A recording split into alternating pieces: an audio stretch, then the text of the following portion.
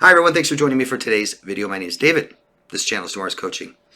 So today's video, I'm going to talk about how someone like me, being a narcissist, borderline sociopath, histrionic, psychopath, controls you in your environment, in your reality, by creating an echo chamber around you and their relationship. Now, an echo chamber is where it's an environment where the participants encounter beliefs that support or reinforce their pre-existing beliefs. We're guilty of this, especially you guys on the internet, right? Take like depression. Depression is a sense that the world is bad and it's going to hell. You'll hear people say stuff like this. Those are forms of depression. If I believe that and I'm cruising on the internet, I'm going to see bad people doing bad things to good people, maybe, or innocent people. And I'm going to see it a lot until I'm not depressed anymore. And then all of a sudden, the internet changed. I see positive, nice things, people doing great things and stuff like this. The world's a great place. But we will find what we are looking for. Yeah? If someone thinks you're a bad, awful person, do bad things, I mean, none of us are perfect. You make mistakes and stuff like this, but they're going to look for it and look for it and look for it and look for it and look for it until they find something that reinforces that, aren't they? Yeah. My videos aren't against people. They're not against mental illness that I get accused of sometimes by borderlines. No, it's about abuse. They're against abuse. My videos are against abuse to help victims heal and understand and avoid it. That's what my videos are about. We know that cluster B, people with cluster B personality disorders, have a high tendency for abuse. Massive tendency. And definitely the biggest group of people that do this to others, that hurt and exploit. They're compulsive liars, manipulators, exploitative, high conflict personality type, a tendency for violence.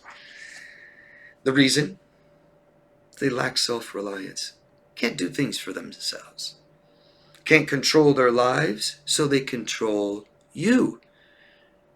We will control your perception, your thoughts, your feelings. Best way to control somebody. They are delusional because reality is too stressful, right? We are human beings that build our nest anywhere, and we are creatures of comfort. That's why we don't like change, right? And if I think I have this nice, comfortable little nest, and something comes along that kind of disturbs that, and if I try to fix it, and then another thing comes along and I fix that, and other things I can't fix this one. What do? Do I get up, move everything, throw my nest away? No, well, try to make it work, right? Yeah, okay, now on Mondays, Wednesdays, and Fridays, I have to do this for you. Okay.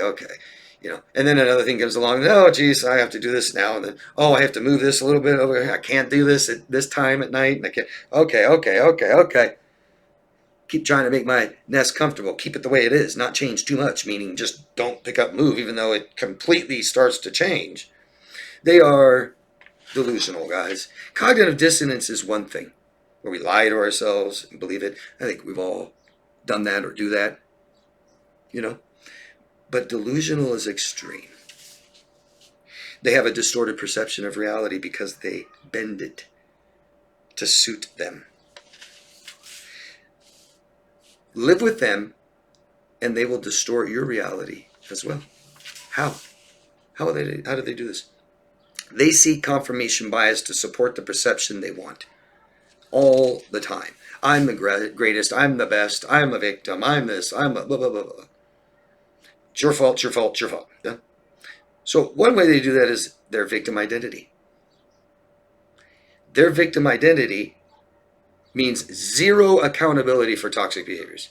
That's because of, it's because of my childhood. It's because of my trauma. It's because I have a bad heart. It's because I'm not tall enough. I'm not this. I'm not strong. God, what are you going to hate on me? And then you're all careful.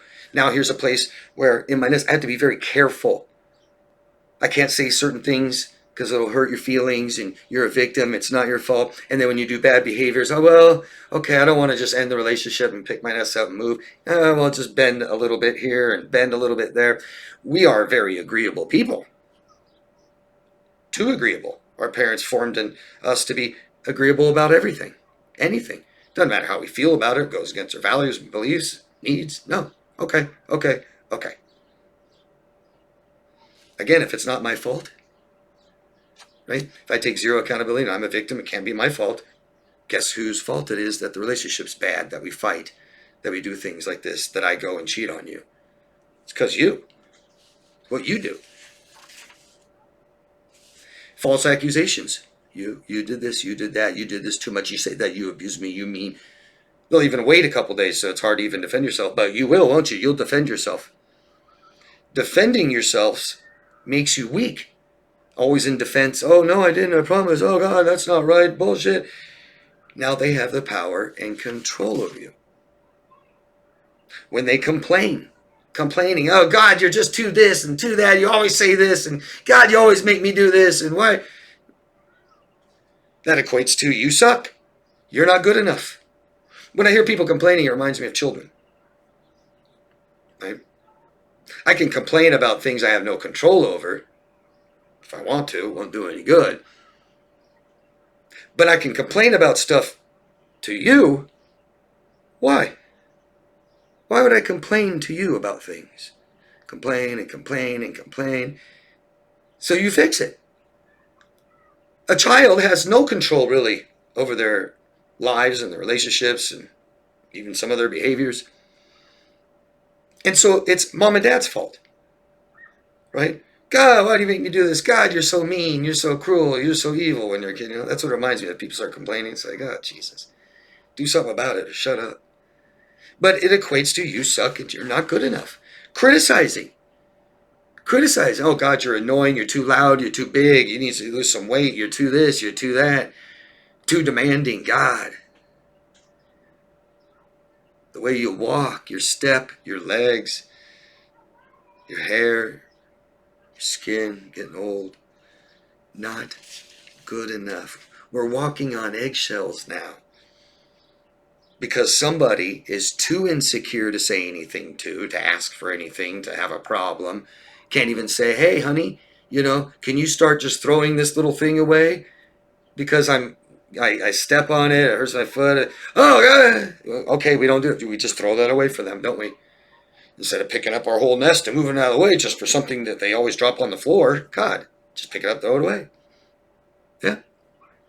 I mean, to a degree. Yeah, that's kind of what it takes to live with people and stuff like that, But they're too insecure. They're hypercritical. They're unstable. They're paranoid. Anger, rage, violence. This all equates to you can't do anything but what I want. That's it. The unspoken rules and terms of this relationship that you start to learn, right, as they start to train you, yeah? Go this way. No. You don't even have to be scared of someone, on a personal basis. I mean, say you're a 6'4", 260-pound guy, and you have to live with somebody who's only 170 pounds or something like that. Small guy. But does that person, no matter because they're big, do they want to deal with someone always yelling at them and always threatening them and always accusing them and always criticizing them and always, no. It's not just I'm bigger than you, so F off. Shut up. Leave me alone. Stop. All of this are ways to devalue as a human and have complete control over you. You will begin to believe their false narrative about who they are. Oh, they're pretty great. They're pretty smart. They're pretty strong. Yeah. God, they overcome all this stuff even as a victim with it. Really don't. And you'll start to believe the false narrative about you.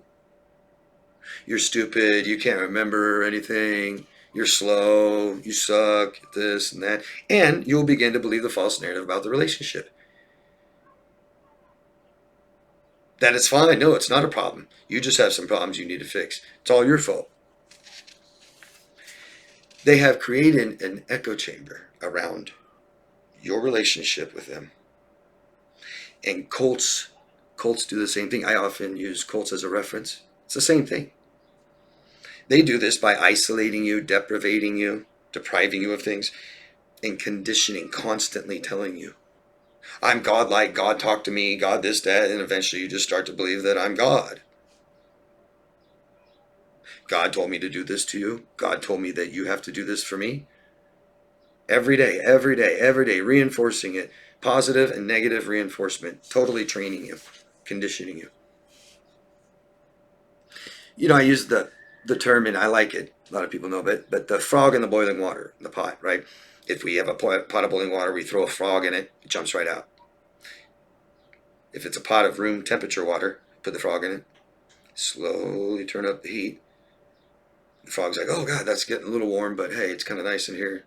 Now it's getting really warm, but still, I don't want to jump out. I like it here.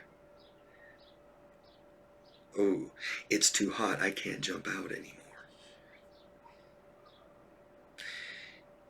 A lot of people need to understand how this happened, okay? That we didn't, at the first sign of red flags, get rid of them and end the relationship and tell them. It may have gone on for months, years, decades. And it creates a lot of shame for us. We beat ourselves up and say, I should have done this and I should have done that. No, let's just learn, forgive ourselves, reassure ourselves, tell us it's going to be okay, it wasn't your fault. Made a mistake, that's great, and here's everything I learned from it. Now I can have a better relationship. Now I can have more success. It's tough. It's all part of the healing journey. Biggest symptoms come out as self-doubt and shame and guilt and physical ailments that we need to heal. And I think a big part of healing is understanding the dynamics of this relationship after being told it's your fault the whole time, and especially at the end, and smearing you and telling everyone you're crazy. Yeah. So I hope this helps you guys understand your experience that you've had, your traumatic experience with someone so toxic, volatile, and sick. Mental illness. Learn from this. Ask me questions. Okay, and if you like this video, please support it by a thumbs up, subscribing to the channel. You can hit the notification bell to see when I have other videos come out. But please ask questions, and most of all, share your own experiences. I always ask you guys to do that, and I really appreciate it when you do that. Please feel comfortable. It's a safe place down here in the comment section. Thank you, guys. Don't forget to love yourself first. Bye.